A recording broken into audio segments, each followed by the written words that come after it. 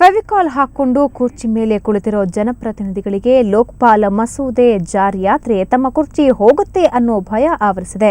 ಹೀಗಂತ ಟೀಕಿಸಿದ್ದು ನ್ಯಾಯಮೂರ್ತಿ ಸಂತೋಷ್ ಹೆಗಡೆ. ಫ್ರೀಡಂ ಪಾರ್ಕ್ನಲ್ಲಿ ಹೋರಾಟಗಾರರನ್ನ ಉದ್ದೇಶಿಸಿ ಮಾತನಾಡಿದ ಅವರು, ರಾಜಕಾರಣಿಗಳೆಲ್ಲ ಒಂದೇ ಸ್ಕೂಲ್ನಲ್ಲಿ ಓದಿ ಬಂದಿದ್ದಾರೆ, ಹಾಗಾಗಿ ಎಲ್ಲಾ ರಾಜಕಾರಣಿಗಳ ನಡುವೆ ಬಾಂಧವ್ಯ ಇದೆ ಅಂತ ಲೇವಡಿ ಮಾಡಿದ್ರು.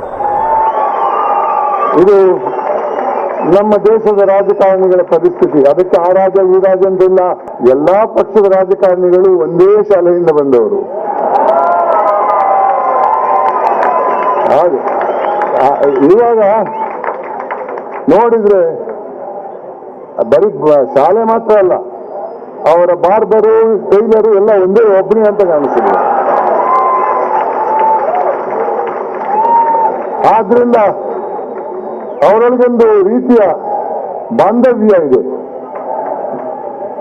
ನಾನ್ ಭ್ರಷ್ಟಾಚಾರ ಮಾಡಿದಾಗ ನೀನ್ ಸುಮ್ಗಿರಪ್ಪ, ನೀನ್ ಮಾಡಿದಾಗ ನಾನ್ ಸುಮ್ಗಿರ್ತೀನಿ. ಆದ್ರೆ ಅದ್ರಲ್ಲಿ ಸ್ವಲ್ಪ ಬದಲಾವಣೆ ಆಗಿದೆ. ಈಗಿನ ಕೆಲವು ವರ್ಷಗಳಲ್ಲಿ ಒಂದು ಹೊಸ ಕಾನೂನೇ ಶುರುವಾಗಿದೆ. ಹೊಸ ಸಲ ಹೇಳಿದೆ ಈ ಮಾತು ಕೂಡ, ಒಂದು ಹೊಸ ಕ್ರಿಮಿನಲ್ ಜೂರಿಸ್ಪ್ರುಡೆನ್ಸ್ ಶುರುವಾಗಿದೆ.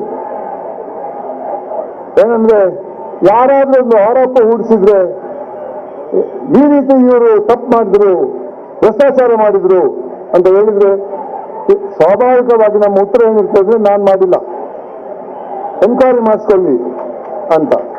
ಇವಾಗ ಅದಿಲ್ಲ, ಏನ್ ಮಾಡಿಲ್ಲ.